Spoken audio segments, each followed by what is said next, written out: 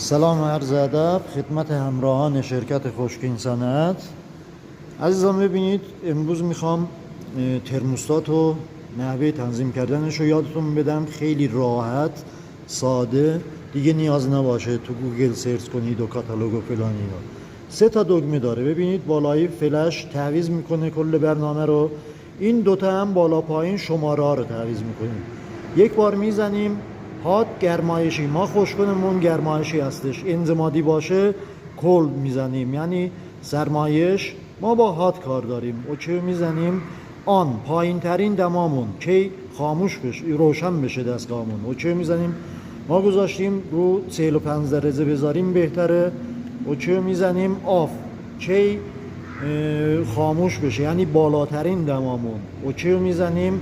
اینو 10 تا تغییر میدیم، یعنی پایینی که گذاشتیم 45 اینم میذاریم 55. اوکی میزنیم. 2 ثانیه رله وصل شدنش، قطع شدنش تمام شد. رفت.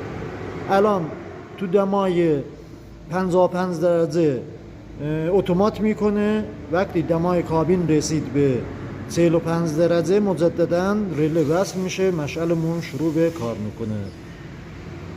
ممنون که همراهمون بودید. نمیخواد به قول معروف فالو فلان تشکیلات هیچی، لایک هم نمیخواد، فقط بفرست برای اونی که میدونی نیاز داره. دم شما گرم.